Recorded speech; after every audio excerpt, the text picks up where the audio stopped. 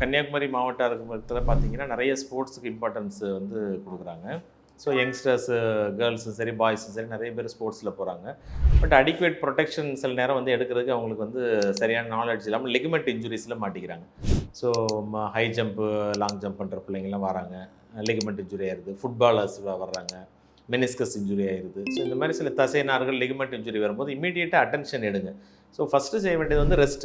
Rest குடுத்து லிகமெண்ட்ட ஓரளவுக்கு நம்ம சரி பண்ணலாம். பார்ஷியல் டியர்லாம் இருந்தா சரியாயிரும். ஒன்ஸ் நீங்க ரெஸ்ட் குடுத்தும் உங்களுக்கு சரியாகல 1 ஆர் 2 வீக்ஸ் தாண்டிட்டுனா கண்டிப்பா ஆர்த்தோ டாக்டர் பார்த்து எக்ஸ்ரேவோ, ஸ்கேனோ எடுத்து பாருங்க.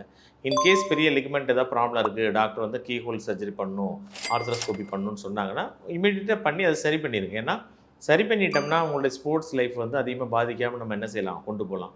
அதே இது ரொம்ப நாள் வச்சிருந்து 6 மாசம், 1 வருஷம் கழிச்சு உங்களோட ஸ்போர்ட்ஸ் கேரியர்லாம் ஸ்பாயில் ஆன பிறகு, திரும்ப நீங்க போய் பண்ணும்போது அந்த டைம் வேஸ்ட் ஆகும். திரும்ப நீங்க அந்த டைம்ல வந்து உங்க கேரியர பிடிக்க முடியாது. அதனால ஸ்போர்ட்ஸ் பெர்சன பொறுத்தளவுல இம்மீடியேட்டா இன்ஜுரீஸ அட்டெண்ட் பண்ணுங்க.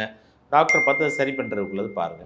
லிகமெண்ட் இன்ஜுரிக்கு எப்ப நீங்க சர்ஜரி தேவைப்படும் அப்படின்னா, நார்மல் பெயினோ, சின்ன சின்ன பிரச்சனைகளுக்கு தேவைப்படாது. முக்கியமான இண்டிகேஷன் வந்து இன்ஸ்டபிலிட்டி. நீங்க நடக்கும்போது சின்ன தடுமாற்றங்கள், ஸ்லிப் ஆகுறது, கால் ட்விஸ்ட் ஆகுறது இந்த மாரிலாம் இருந்துச்சுன்னா, கண்டிப்பா சர்ஜரி உங்களுக்கு தேவைப்படும்.